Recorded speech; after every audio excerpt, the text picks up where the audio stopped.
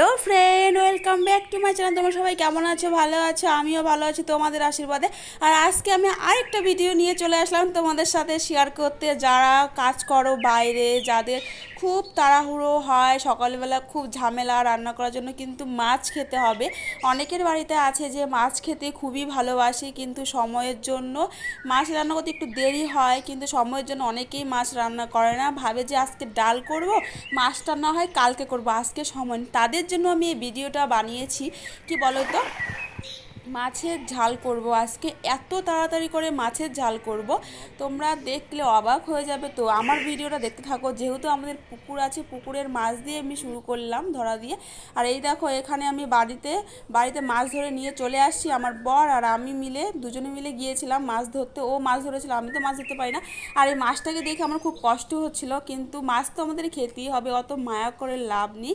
তো দেখে থাকো আমি কতগুলো মাছ ধরলাম আজকে।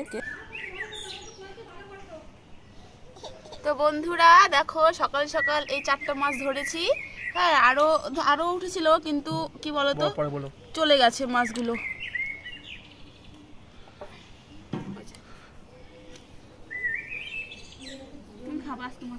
তারপর ঘরে এসে মাছগুলো কেটে নিয়েছি, আর সবগুলো মাছ কাটিনি, কতগুলো মাছ ফ্রিজে ঢুকিয়ে দিয়েছি। আর এখন আমি হলুদ লবণ দিয়ে মাছগুলো মাখবো সুন্দর করে। আর এই দেখো, এখানে একটা আস্ত মাছ নিয়েছি, মাছটা সুন্দর করে চিরচির করে কেটেছি, কারণ ও মাছ ভাজা খেতে ভালোবাসে।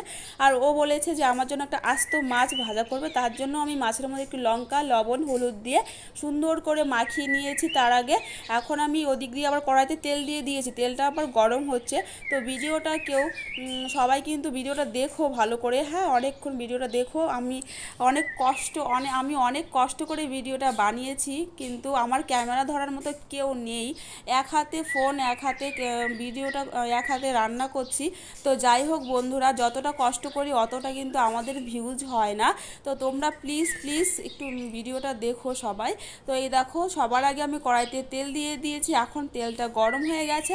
তারপর আমি সবার আগে মাছটা ভাজবো, এই আস্ত মাছটা ভাজবো, কারণ কি এই কড়াইটাতে মাছগুলো অনেকটা লেগে যায়, তার জন্য আমি এই মাছটা প্রথমেই ভাজবো।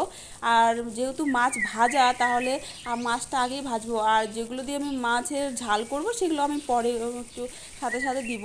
তো এই দেখতে থাকো ভিডিওটা মাছ ভাজা অবধি, তারপর আমি মাছের ঝালটা তোমাদের সাথে শেয়ার করছি। তো এই দেখো, মাছটা সুন্দর করে লাল করে ভাজা হয়ে গেছে।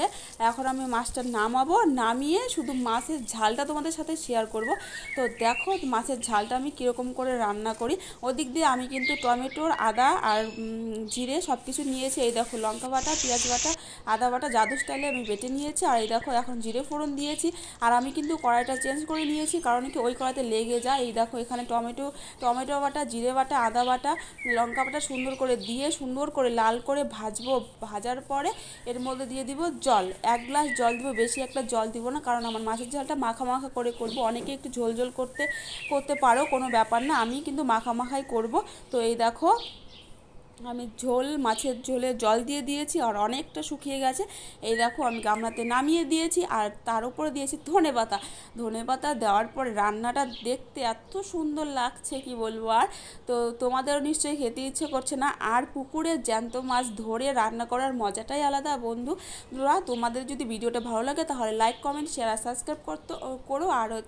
আর সবাই ভালো থেকো। টাটা বন্ধুরা।